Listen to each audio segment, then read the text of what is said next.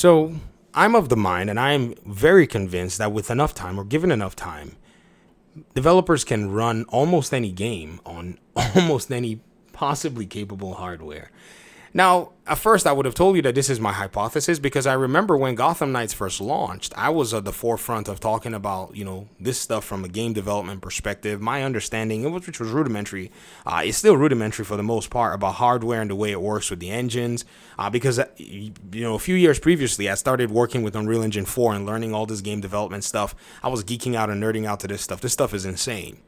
And so at the time, we heard from the developers, actually. They mentioned that their game had some decision choices in terms of design, lighting, multiplayer that they allowed for you to be able to track in the open world using their multiplayer architecture. And their game just was better to be locked at 30 FPS. A lot at that time, people, were upset. People were mad. In fact, I was here making, 1, 2, 300 videos talking about, ladies and gentlemen, if you guys think this 30 FPS thing is actually a problem, you guys are not upset when some other games are 30 FPS. And some people said next gen, last gen, this gen, new hardware, blah, blah, blah. But the reality of the matter is, at the end of the day, it's all on the developer and all of the time that the developer has and understands, about their game and their hardware. And the fundamental mistake a lot of developers, I think, make, or maybe they don't know it's a mistake, or maybe they not until the end when it's optimization, is actually not targeting the lowest common denominator in terms of making their games. Now, I say this as somebody who's learning game development and trying to figure out this whole thing. I was shocked when I saw that Yakuza Kiwami was coming to the Switch.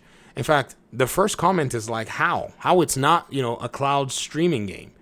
Well, given enough time, you can do this, apparently, according to Larian's boss. I'm not the one saying it. I'm just citing what the boss of Larian said about being able to get one of their games to the Nintendo Switch. I think it was Pillars of Eternity, or something like that. Yes, he said that it took them a while to be able to go ahead and port that game to the Switch. He said they started out and they were, grinding and banging. I don't know what they do. Maybe they're, taking a hammer and a chisel and, knocking stuff off, just so they can hit the Switch level. I'm being facetious. I kind of have an idea what they're doing. They're reducing textures, and all this stuff. This is stuff that, I play with in the engine. But again, taking years because you don't really know what could be your bottleneck. You don't really know what could be causing issues, right? I remember watching a GDC talk where a guy was talking about how they were going around looking for excessive files for The Witcher 3. And he said they found a bucket of chicken. They were having performance problems. And apparently somebody had left a bucket of chicken that was using millions of, triangles to render, was in the highest resolution quality. Apparently they had kind of tested it and forgot this bucket of chicken just sitting in the open world. I wish I could find that GDC talk. It was insane. So that's usually what you see for the most part. So in terms of changing those things, that's how optimization can be achieved and a game can be made to run at really beautiful frame rates and beautiful performance. So given enough time, I think Gotham Knights, the developers could have been able to achieve 60 FPS. I think their biggest challenge was the way they designed their multiplayer. And I think the director was actually right. At the time when Fleur Marty said it, the gaming community was not ready to hear anything else that, was not on the box of their Series X and PS5. I mean, they were told 4K 120 FPS, yo.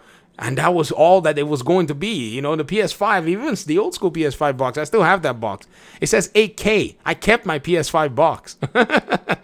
It said up to 8, supports 8K content. Now I know it's in, some people are like, oh, it's movies. But still, though, I mean, for a gamer to see 8K, they're like, I ain't never seen 8K before. Like, yo, it's hype. They generated hype for those devices. But really coming together and taking a look at how these games are being made for lower, end devices, it's impressive. And at the same time, it's, in my opinion, something that I feel like the developers of these games know that they need to take advantage of platforms that they have people that are playing on those platforms. Because now what you've done is you've made your game available to a lot of people. In fact, because of this announcement, I took my ignorant self in this area of Yakuza games, and I went and started downloading the Yakuza game immediately on Game Pass. I remember I'd seen a bunch of them, and I was like, what is this game about? I don't really know what the hype is. Apparently, they're super beloved. I shouldn't be saying these things, right? They're super beloved games. People love them.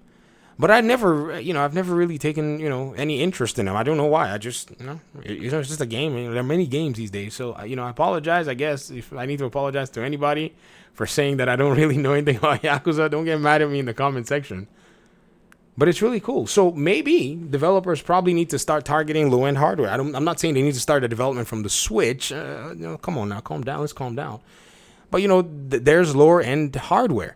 It also brings even the Star Wars the Jedi Survivor game, right? Let me see. Star Wars Jedi Survivor. It's coming on the, what is it? It's coming on the PS4 and the Xbox One. Comes in a few months here. Jedi Survivor coming to PS4. That's really cool. Star Wars Jedi Survivor PS4 release. I wonder what they're going to sell it for. I wonder what they're going to try to sell it. September 17, 2024.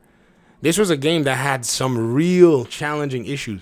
Yo, I have some really sick computer builds, and I had to beat this game on an Xbox Series X via Game Pass. Okay?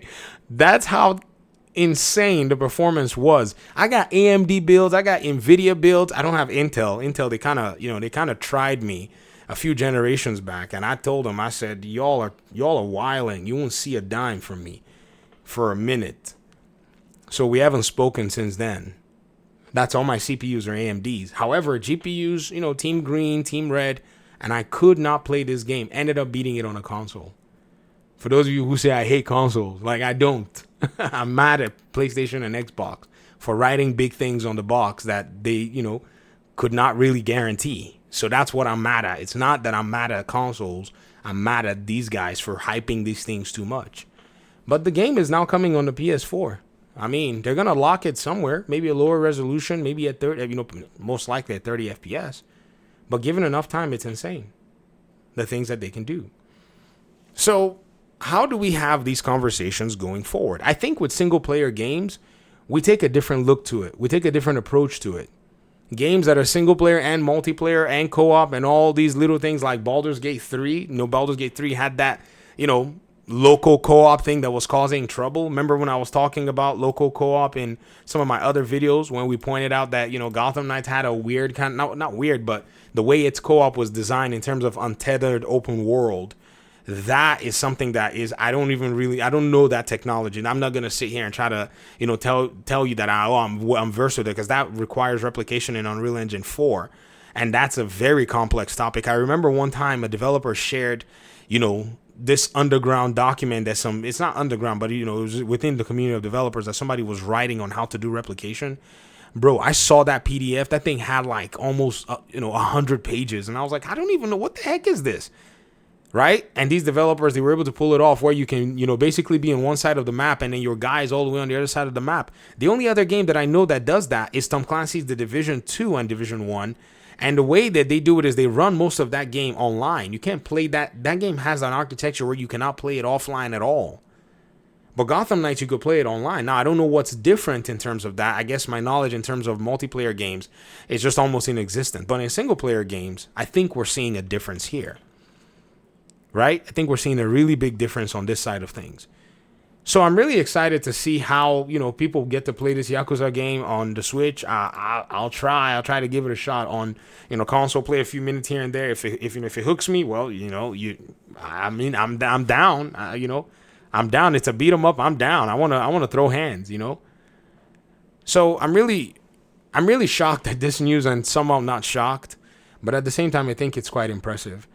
If anything, this might lean to the Nintendo Switch being a cross-compatible hardware piece when it comes out, the Nintendo Switch 2.